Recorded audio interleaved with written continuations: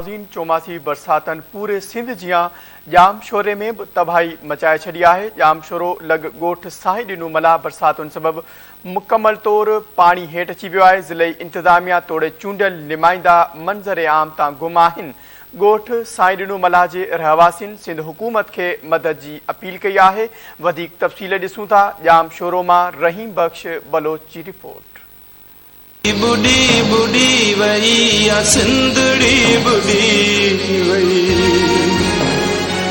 अज बिल्कुल चौमासी जी बरसातुन पूरी सिंध जिया जामशोरे में तबाही मचाए छड़ी है। जामशोरो भरसा गोठ साईं ॾिनो मला जो हिन वक्त मुकम्मल तौर पानी हेठ अची वियो है। हितां जेके रवासी उन्हनि जा जेके कुछ घर भी आहिनि उहे भी ड्रई पट थी विया आहिनि।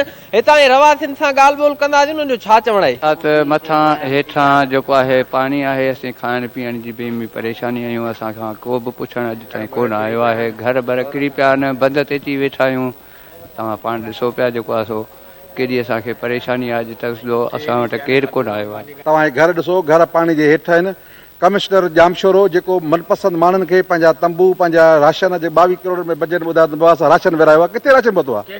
हिते माण्हुनि खे राशन कोन मिलियो आहे। हिते माण्हुनि खे माण्हू दरबदर ज़िंदगी गुज़ारनि पिया। माण्हुनि जागीर पंहिंजे घर पंहिंजा ख़ाली करे घरनि में पाणी दाख़िल थी वियो आहे ऐं का सार नथा लहनि। हली असांजो घर ॾिसो वाक़ई पाणीअ में आहे। जायूं फाटलूं आहिनि जा कोन्हनि।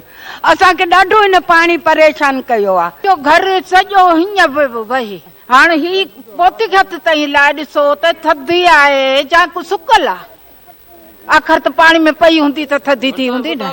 असांखे इहो ई आहे त असां जहिड़ो पंहिंजी जाइन खां ॿाहिरि निकिरूं जो असांखे नुक़सानु न पहुचे।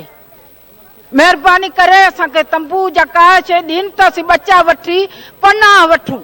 अॼु बिल्कुल हितां जे रवासिन मुतालबो कंदे चयो आहे त सिंध हुकूमत तोड़े वफ़ाक़ी हुकूमत सां त जल्द खां जल्द असांखे टे राशन फराहम करे ऐं असांजी वार कई वञे। कैमरामैन वज़ीर अल नोआणी सां गॾु रहीम बख्श बलोच, धरती टीवी न्यूज़, जामशोरो।